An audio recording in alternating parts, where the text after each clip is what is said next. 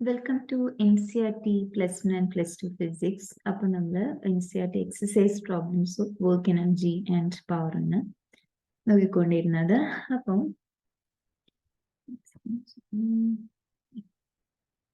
നമുക്ക് കണ്ടിന്യൂ ചെയ്യാം. ഈ ഒരു പ്രോബ്ലം നോക്കാം. So here a body of mass 0.5 kilogram. So ഇതിന്റെ mass 0.5 kilogram ആണ്. Travels in a straight line with velocity. Velocity എന്ന് പറയുന്നത്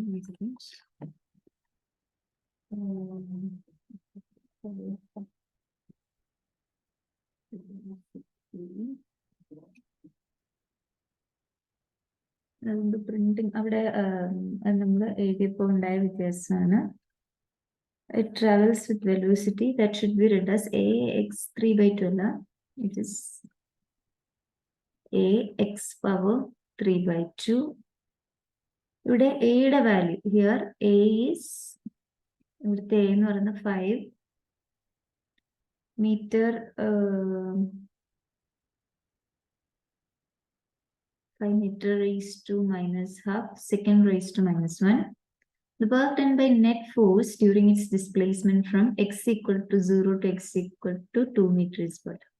x equal to 0 എന്ന് പറഞ്ഞ ദൂരത്ത് 1 dimensional ആയിട്ട് സ്ട്രെയിറ്റ് ലൈനിലല്ലേ പോകുന്നത്. അപ്പൊ ഇവിടുന്ന് x2 meter എന്ന് പറയുന്ന ഒരു ദൂരം വരെ സഞ്ചരിച്ച് കഴിഞ്ഞപ്പോൾ എത്രമാത്രം വർക്ക് ഡൺ ആണ് എന്നാണ് നമ്മൾ എന്നോട് ചോദിച്ചിരിക്കുന്നത്. ഓക്കെ, സോ നമുക്കറിയാം ഇവിടെ നമുക്ക് തന്നിരിക്കുന്ന ഡിസ്റ്റൻസിന്റെ ഡിസ്റ്റൻസ് തന്നിട്ടുണ്ട്. നമ്മൾ ഇൻപുട്ട് ഇൻഫർമേഷൻ ആണ്. മാസ് തന്നിട്ടുണ്ട്, വെലോസിറ്റി തന്നിട്ടുണ്ട്. Okay, so we know that work done കണ്ടുപിടിക്കണമെങ്കിൽ ഫോഴ്സ് ഇൻടു ഡിസ്പ്ലേസ്മെന്റ് ആണ് വേണ്ടത്. പക്ഷെ ഫോഴ്സിന് പകരം നമ്മൾക്ക് ഇവിടെ ഉള്ളതാണെങ്കിൽ വെലോസിറ്റിയുടെ ഇൻഫർമേഷനും മാസും മാത്രമേ ഉള്ളൂ. അപ്പം അത് വെച്ചിട്ട് വേണം നമുക്ക് വർക്ക് ഡൺ കണ്ടുപിടിക്കാൻ.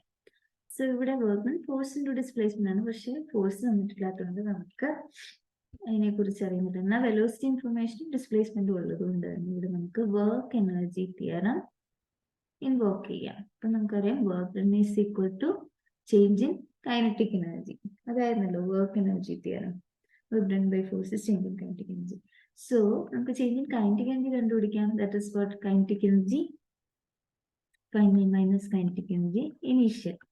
So final means half M, final kinetic energy half M V F square minus half M V A square നമുക്ക് കൊടുക്കാം. അപ്പൊ അത് ഫൈനൽ വെലോസിറ്റി എന്ന് പറയുന്നത് എന്തായിരിക്കും? നമ്മുടെ വെലോസിറ്റിയുടെ എക്സ്പ്രഷൻ തന്നെ എന്താണ്? ax പവർ 3/2 ആണ്. എയുടെ വാല്യൂ തന്നിട്ടുണ്ട്. വെലോസിറ്റി എന്താ? ax power 3/2. അവിടെ a എന്ന് പറഞ്ഞാൽ 5 ആണെന്നുണ്ട്. So 5x 3/2 raise to 3/2. Okay, v f എന്ന് പറഞ്ഞാൽ ഫൈനലി ഇറ്റ് ഇസ് സെറ്റ് എന്താണ്? x ഈക്വൽ ടു 2 മീറ്റർ ആണ്. ദാറ്റ് മീൻസ് 5x പവർ 3/2ന് നമ്മൾ എന്ത് കൊടുക്കും? എക്സിന് പകരം 2 കൊടുക്കുക. So 5 into 2 power 3/2. ഇത് നമുക്ക് ചെയ്യുമ്പോൾ this will become 5 into √2 the whole cube. Otherwise 5 into √2 into √2 into √2. അപ്പൊ √2 into √2 എന്ന് പറയുന്നത് എന്താണ്? 2 ആണ്. സോ 5 into 2 10 √2 എന്ന് വരും. 10 √2 മീറ്റർ പെർ സെക്കൻഡ് ആണ് വി എഫ്. ഇനി വി ഐ നോക്കുക, ഇനീഷ്യൽ വെലോസിറ്റി. അതുപോലെ തന്നെ that is at x equal to 0 ഇലാണ് അല്ലെ. സോ 5x പവർ 3/2 x നമ്മൾ 0 സബ്സ്റ്റിറ്റ്യൂട്ട് ചെയ്ത് കഴിഞ്ഞാൽ നമുക്കറിയാം that will become 0. That means നമ്മൾ ഡെൽറ്റ കെ എന്ന് പറയുന്ന കൈനറ്റിക് എനർജി ചേഞ്ച് എന്ന് പറയുന്നപ്പം half M V F square minus half M v i സ്ക്വയറിന്റെ അകത്ത് നമുക്ക് മനസ്സിലായി വി ഐ 0 ആയതുകൊണ്ട് it is just half m V F square minus 0. So that is equal to half into mass already ക്വസ്റ്റ്യനിൽ ഉണ്ടായിരുന്നു 0.5 എന്ന്. ഇനി നമ്മളുടെ വി എഫ് എന്ന് പറയുന്നത് എത്രയായിരുന്നു? 10 √2. Okay, 10 √2 the whole square. So the answer will be 50 joules. Okay. ഇനി next problem നോക്കാം. ഈ പ്രോബ്ലം എന്ന് പറയുന്നത് ഇത് അഡീഷണൽ ക്വസ്റ്റ്യൻസ് അല്ല തന്നെ ഉള്ളതാണ്. ഓക്കെ, അപ്പൊ ഇതെന്താണെന്ന് നോക്കാം. A family uses 8 kilowatt of power. ഒരു ഫാമിലി 8 kilowatt പവർ ഉപയോഗിക്കുന്നു. ചോദ്യത്തിലേക്ക് വരാം. Direct solar energy is incident on the horizontal surface at an average rate of 200 watts per square meter. Solar energy instant ആവുന്ന ആ rate എന്ന് പറയുന്നത് 200 watts per square metre. ഇത് area 1 metre square ആവുമ്പോൾ 200 watts ആണ് ഡെലിവർ ആവുക. If 20% of this energy can be converted to useful electrical energy. ഇവിടെ area 1 ആണ്. Okay, so 200 watts per meter square. അപ്പം എന്താണ്, 20% of this energy, അതായത് 20/100 of this one, അതായത് 200 എന്ന് പറയുന്നതിനെ നമുക്ക് യൂസ്ഫുൾ എനർജി ആയിട്ട് ഇലക്ട്രിക്കൽ എനർജി ആയിട്ട് convert ചെയ്യാമെങ്കിൽ how large an area is need to supply 8 kilowatt. Okay, ഇത്രയത്തിനെ നമുക്ക് എന്താണ് യൂസ്ഫുൾ ആയിട്ടുള്ള ഒരു പവർ ഇലക്ട്രിക്കൽ എനർജി ആയിട്ട് കൺവേർട്ട് ചെയ്യാൻ മീൻസ് അത്രയും പവർ ഇത്രയത്തിന് കൊടുക്കാമെങ്കിൽ 8 kilowatt ഉണ്ടാക്കാൻ എത്ര ഏരിയ വേണം എന്നുള്ളതാണ്. അപ്പൊ നമുക്ക് റിക്വയർഡ് ഏരിയ എന്ന് പറയുന്നത് എന്താണ്, 8 kilowatt വേണം നമ്മുടെ.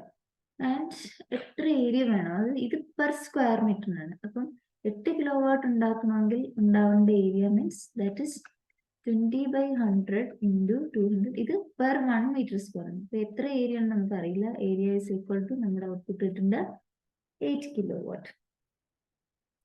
സോ ഇതിൻ്റെ നമുക്ക് ഏരിയ കണ്ടുപിടിക്കാം. 8 into k എന്ന് പറഞ്ഞാൽ 10 cube into ഈ 100 ഇപ്പുറത്തേക്ക് പോകും, ഡിവൈഡഡ് ബൈ 20 200 താഴേക്ക് വരും.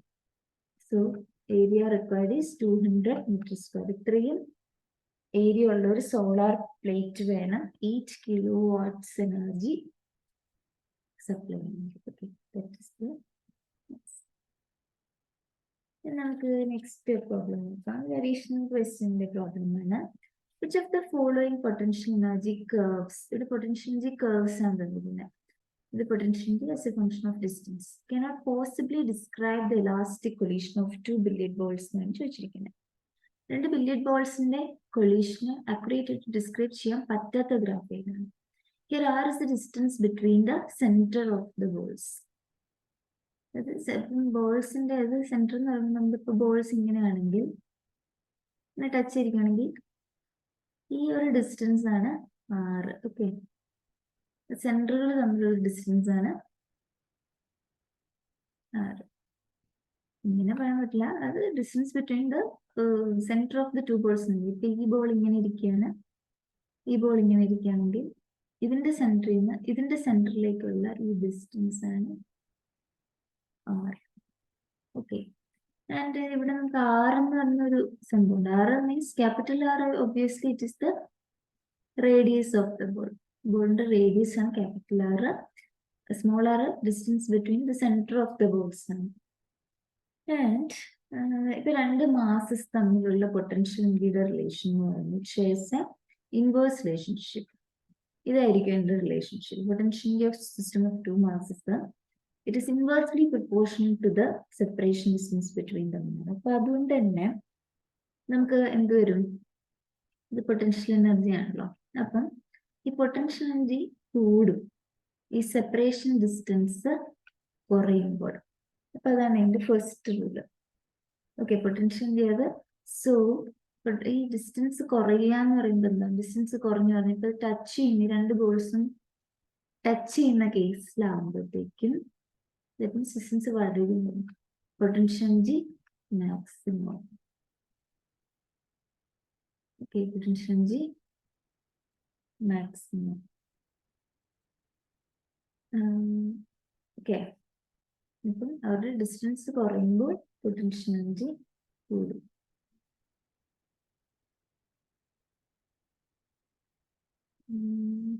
ഡിസ്റ്റൻസ് കുറയുമ്പോൾ പൊട്ടൻഷ്യൽ എനർജി കൂടും. അതാണ് അതിന്റെ ഇൻവേഴ്സ് റിലേഷൻഷിപ്പ് പറയുന്നത്.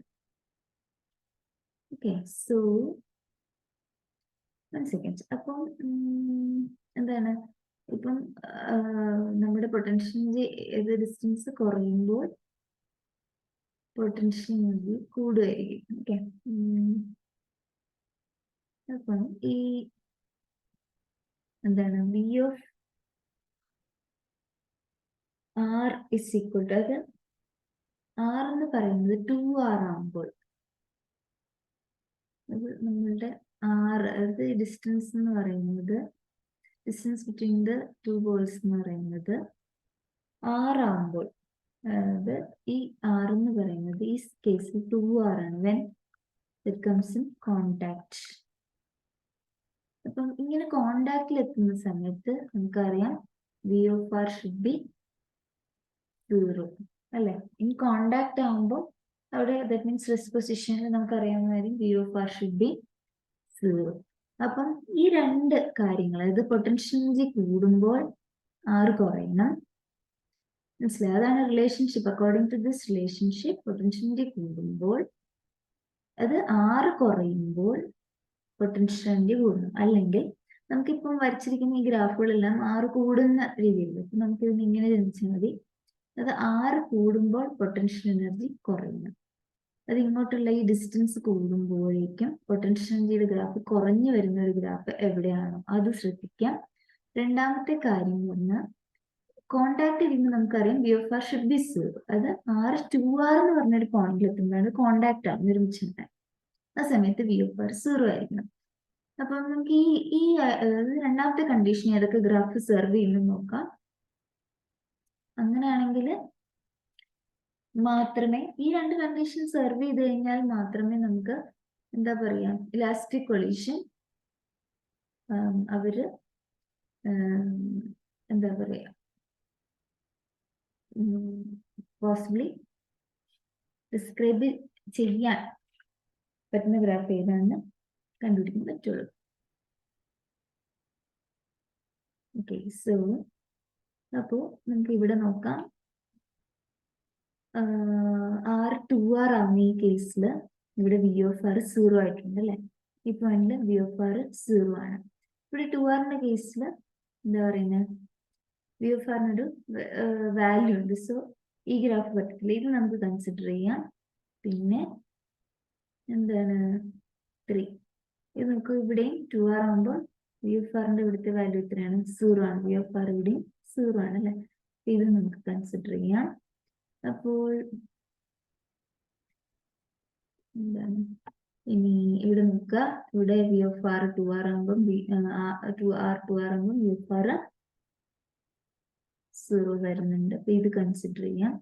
ഇനി ഇവിടെയും നോക്കുക, ആർ 2r ആകുമ്പോൾ വി ഓഫ് ആർ 0 ആകുന്നുണ്ട്. അപ്പൊ ഇതും കൺസിഡർ ചെയ്യാം.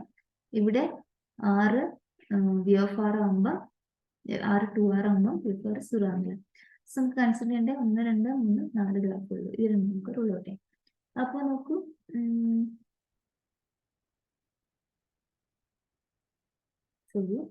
എന്താണ് നമ്മളുടെ ഇത് നോക്കി, ഇതിന്റെ അകത്ത് തന്നെ രണ്ടാമത്തെ കണ്ടീഷൻ നോക്കുക, ആറ് കൂടുമ്പോൾ പൊട്ടൻഷ്യൽ എനർജി കുറയണം. ഇവിടെ ഇങ്ങനെ ആറ് കൂടുമ്പോൾ പൊട്ടൻഷ്യൽ എനർജി ഫസ്റ്റ് സ്റ്റേബിൾ ആയിട്ട് നിന്നിട്ട് 0 ആവണം. ഈ ഗ്രാഫ് അല്ല. ഇനി എന്താണ് ഇവിടെ നോക്കിക്കഴിഞ്ഞാൽ ആറ് കൂടുമ്പോൾ പൊട്ടൻഷ്യൽ എനർജി കൂടിയിട്ട് കുറയുകയാണ്. അപ്പം അതുമല്ല. ഈ ഗ്രാഫ് നോക്കുക, ഇവിടെ ആറ് കൂടുമ്പോൾ പൊട്ടൻഷ്യൽ എനർജി ഫസ്റ്റ് കൂടുന്നു, പിന്നെ 0 വരുന്നു, പിന്നെ നെഗറ്റീവിലേക്ക് കുറയുന്നു, അവിടുന്ന് കൂടുന്നു, കയറുന്നു. അപ്പൊ ഇതുമല്ല. ഇനി നോക്കൂ, ഈ ഗ്രാഫ് നോക്കിയാൽ ആറ് കൂടുന്നതിനനുസരിച്ച് പൊട്ടൻഷ്യൽ എനർജി ഇങ്ങനെ കുറഞ്ഞുകൊണ്ടിരിക്കുകയാണ്. സോ 5 എന്ന് പറയുന്നത് മാത്രമാണ് only possible graph. 5th one മാത്രമാണ് ഇന്നത്തെ ഒരു പോസിബിൾ ഗ്രാഫായിട്ട് പറയാൻ പറ്റുന്ന 5th വൺ ആണ്. ഓക്കെ, സോ ഇതാണ് പ്രോബ്ലംസ്. ഇനി നെക്സ്റ്റ് അടുത്ത വീഡിയോയിൽ നെക്സ്റ്റ് ചാപ്റ്റർ നോക്കാം. അപ്പോൾ അടുത്ത വീഡിയോയിൽ നമുക്ക് നെക്സ്റ്റ് ചാപ്റ്റർ സ്റ്റാർട്ട് ചെയ്യും. So thank you.